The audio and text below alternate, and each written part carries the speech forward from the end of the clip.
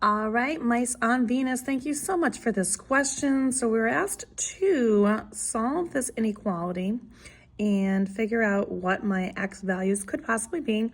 In addition to that, I'm also going to do the graphing because typically you would solve this and then graph it as well.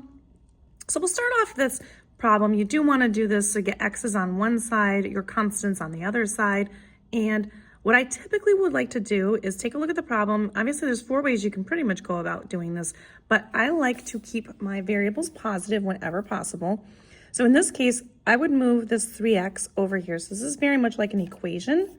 So the only difference is the inequality symbol here. So you would solve it very much the same. We're gonna go ahead, get that x out of there. So those cancel each other out. What's left over here on this side is just the positive 4. And then the sign stays the way that it is. And then we just do 5 minus 3, which is 2x. And then that minus 4 comes down as well. So that's not much of a change as far as the constants go. Now we're going to get this constant here over to the other side since x is now over on the right-hand side. Opposite operation is to add 4 to both sides, which is going to make this go away completely, leaving me just with the 2x over here on this side. Sign stays the same as it is, and then we just do 4 plus 4, which is 8. My last step with this is going to be to get the x alone, and the only way you're going to be able to do that is do the opposite operation of multiplication, because that's saying 2 times x. So we want to do the opposite, which is to divide both sides by 2. These are going to cancel each other out, leaving with just 1x. And then this sign stays the same way. And then just do 8 divided by 2, which is 4. And so this is what your answer should be. Now, some teachers might like it written so that the x is first, or your variable. And in which case, all you do is just switch this around, and the mouth is eating the 4. So we're just going to flip this around this way. So this is how you might want to have it written.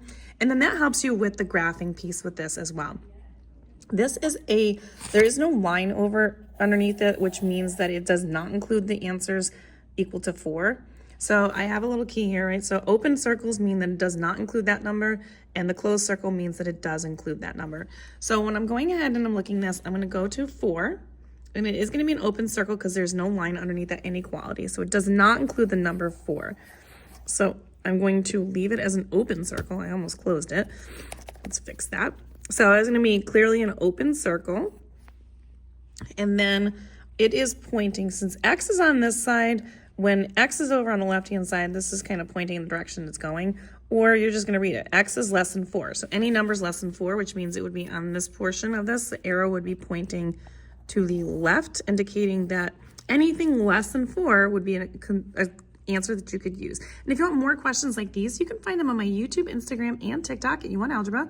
All these are located under the Solving Inequalities playlist. And don't forget to like, share, follow me for more. Save it for later, and I'll see you soon.